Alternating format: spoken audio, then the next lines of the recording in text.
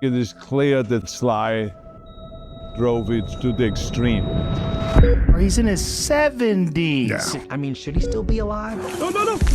It's not uncommon to get injured, but I thought it was too much. After an acid attack, he got up. After getting shot, he got up. After his own mother tried to kill him, he got up. But there's one thing he couldn't get up from.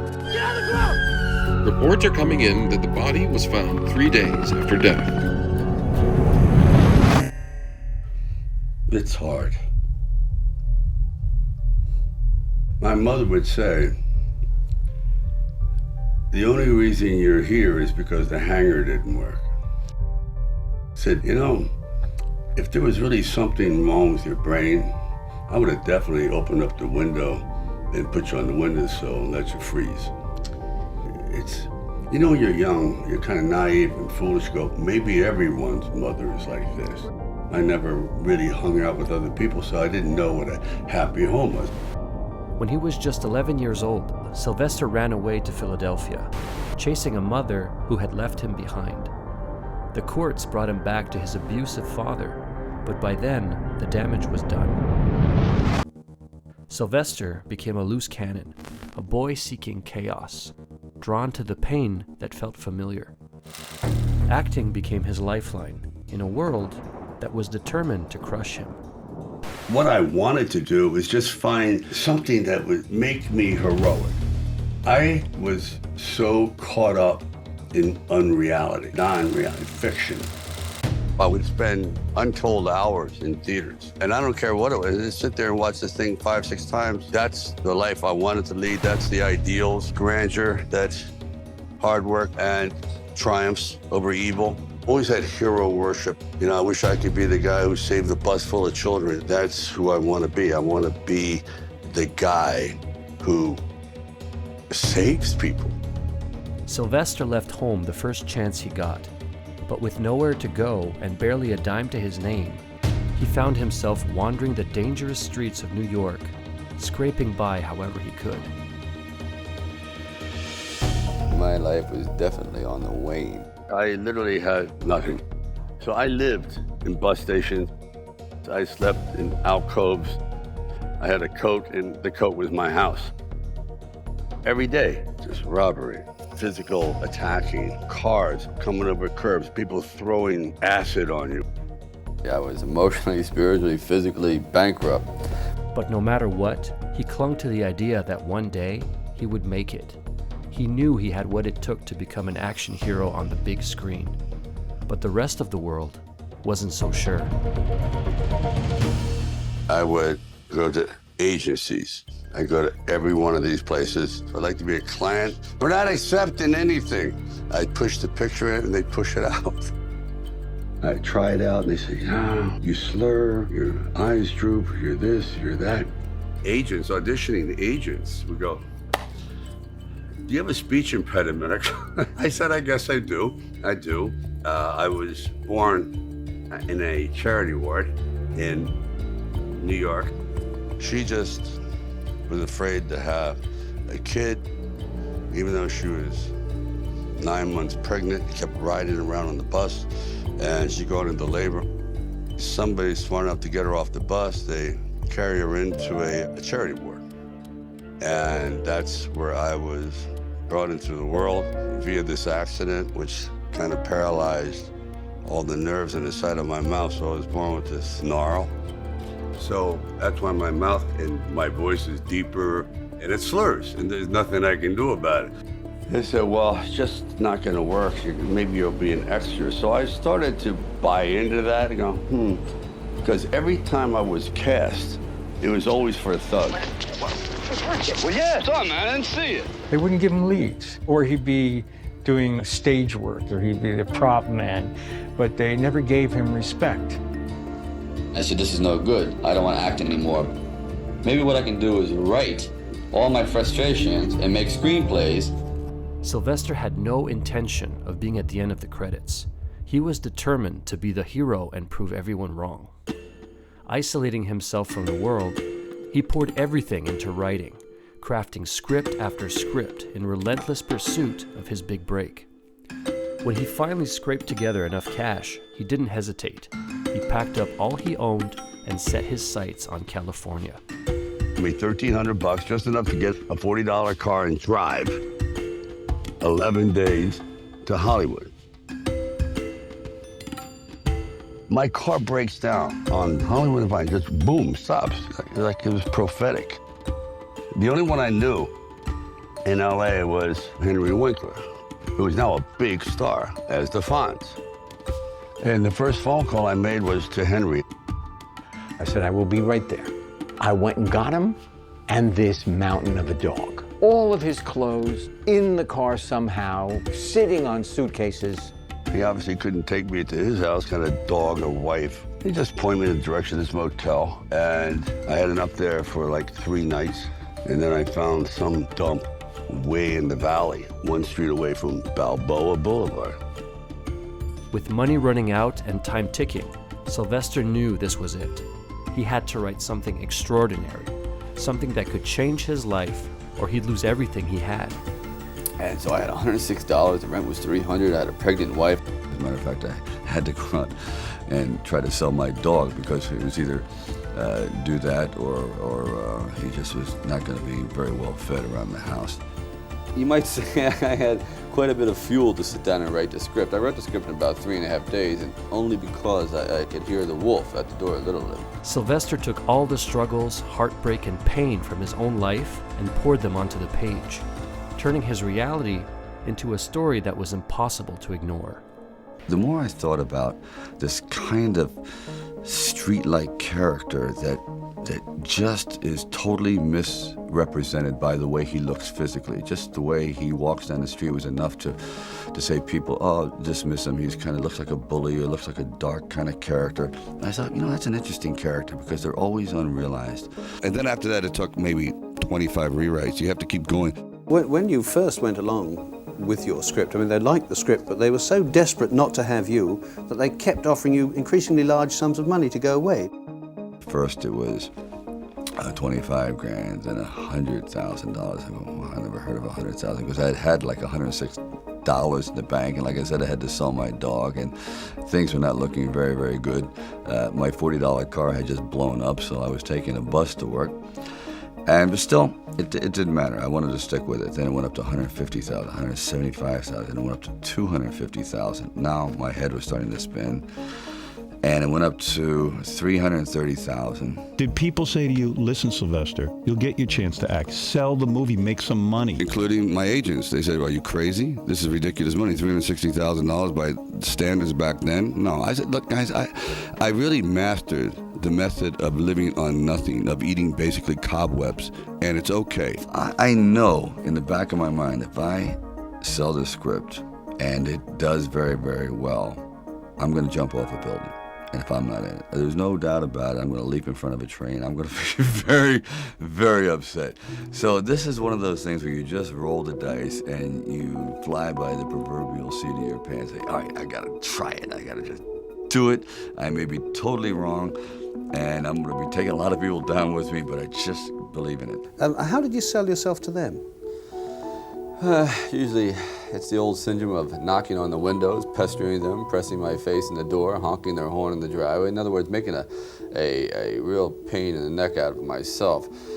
And slowly they began to see, well, perhaps he's got something. And they put a lot of clauses in the contract, like if I fell in love with my leading man, or if, if I curse a nun, or if I don't brush my teeth, or whatever, I could be removed from the script after production after 5 to 10 days. But all that aside, I really think that they just wanted to get rid of me. And they said, well, let's put him in a movie. That'll get rid of him for 2 months. But the gamble paid off in a way no one could have predicted. When Sylvester's movie hit the theaters, it wasn't just a box office hit. It was a cultural phenomenon. People were lining up down the street to watch it. They couldn't get enough of Rocky.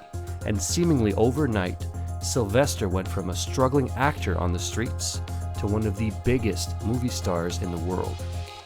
There's something irresistible about Sylvester Stallone. From underdog to champion, and have earned Stallone both worldwide fame and a personal fortune. Stallone knows he got where he is because he knows what it is to make a hit. There's Rocky stuff all over. Are you amazed by that? I'm totally amazed by it. Having lived the, I guess, poor boy syndrome for so long, now the gates to fantasy were open. Yeah. You're okay with being Rocky? Totally. Are you kidding? I mean, I wish I was Rocky. Sylvester wrestled with the truth that he could never fully live up to the larger-than-life character he had created. When everyone looked at him, they saw Rocky, but he felt far from heroic. And on what should have been the greatest night of his life, he was distracted by a familiar absence. And the winner is Rocky Irwin. Sylvester Stallone, I'd like to thank you for sharing your dream of Rocky with us and for giving a performance that has enriched all our lives.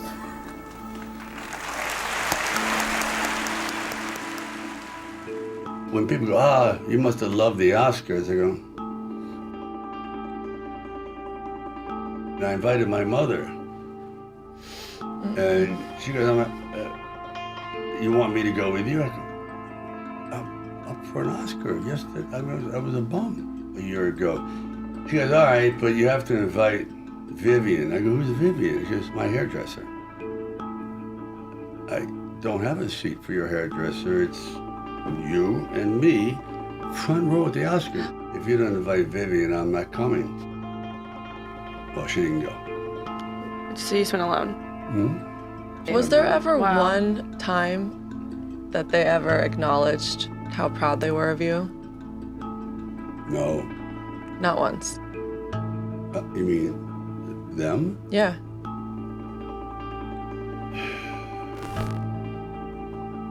No. Jacqueline Stallone is an experience. She looks and acts like Sylvester's sister, not his mother. She says she's been a showgirl, an astrologer, and a beauty contest winner. I understand you're having fun right now, just traveling around being not just being Sylvester Stallone's mother, because you were Sylvester Stallone's mother before Sylvester hit this. Yeah, I remind him that often. Cigarette if it weren't girl? for me, there would be no Sylvester Stallone. That's right. If I decide I didn't want to be a mother, Sylvester Stallone would just be what would he be? Nothing. For Stallone, the rejection cut deeper than any critic's words. He'd spent his whole life trying to prove he was more than the boy she had rejected. But even at the height of his success, it still wasn't enough. That's when he knew he wanted something different for his own children. He worked tirelessly to build a legacy they could be proud of, that could live on forever. There's a line in the movie that, I'm so glad he's born because now I can live through your eyes. It's like, that I think is what fathers look to their children for.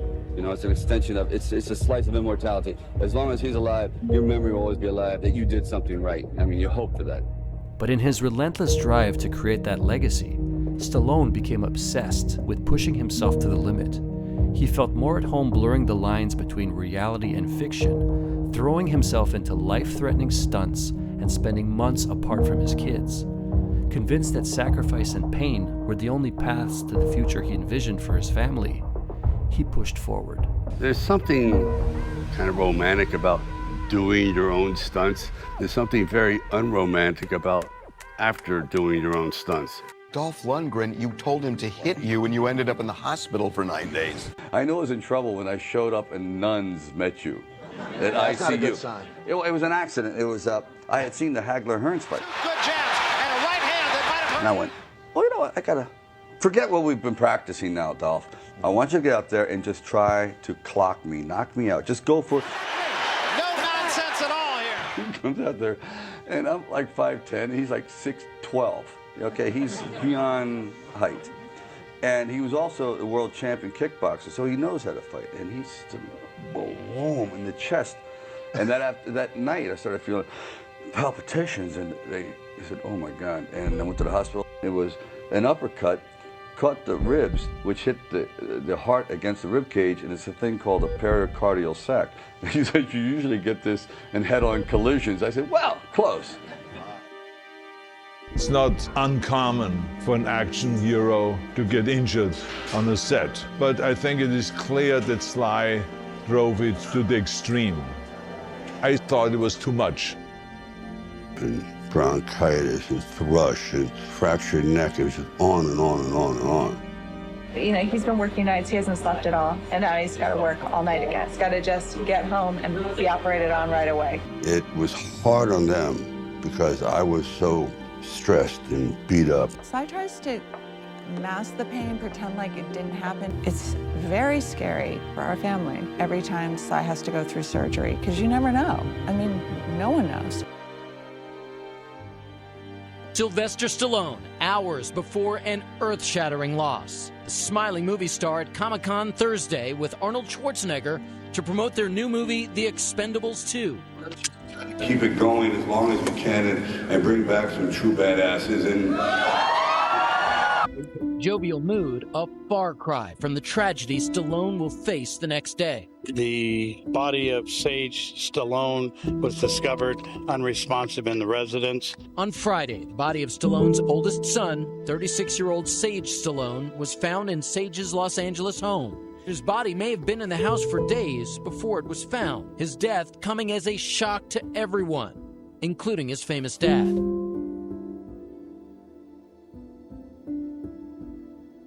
After his son's funeral, Sylvester struggled to pick up the pieces of a life that suddenly felt unrecognizable. Sage's death hit him harder than any role he'd ever played, because this time, there was no script to follow.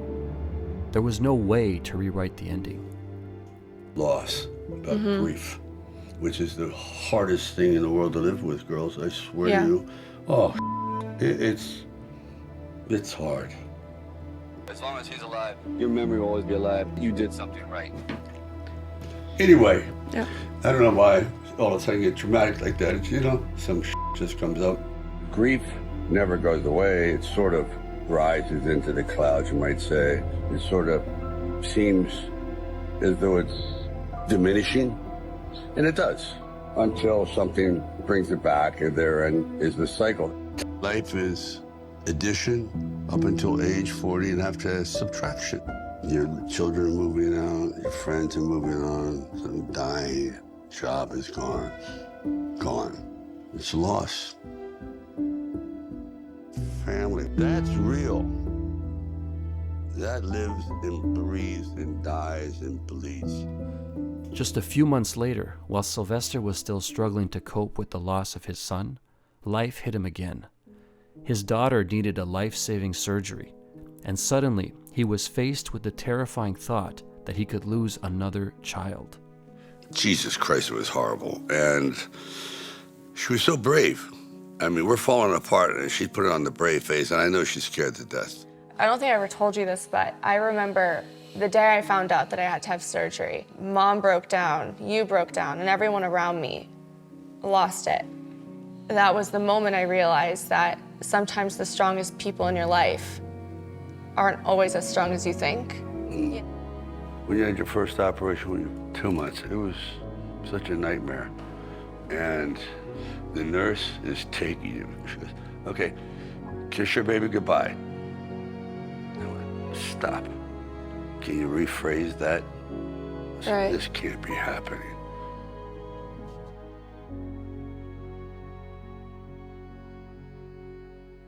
There's always that regret. I could have learned so much more if I hadn't been so self-absorbed and dealing with other people. I'm there making a stupid movie instead of making their life. And you go, was it really worth it? Searching for a sign, Sylvester brought his family back to Philadelphia, the place where it all began. It was here, all those years ago, that he had followed his mother in search of belonging, and where the vision of Rocky had first come to life. Little did he know, as they retraced those familiar streets, his daughters were about to surprise him in a way he never expected. I'm gonna tell you guys something. So, right here, probably the most important thing I ever wrote was in Rocky Balboa. where you used to fit right here, I'd hold you up and say to your mother, this kid's gonna be the best kid in the world. And I wrote this because it's something I always wanted to say to my children. This is the one line we remembered out of all the things, is that line. Yeah. We know that speech by heart. The world ain't all do? sunshine and rainbows. It's a very mean and nasty place, and I don't care how tough you are. It'll beat you to your knees and keep you there permanently if you let it. You, me, or nobody is gonna hit as hard as life. But it ain't about how hard you hit. It's about how hard you can get hit and keep moving forward. That's how winning is done. That's how winning is done. You made my life, girls. Oh, you made ours. They make me happy, they make me really sad. They bring me emotion.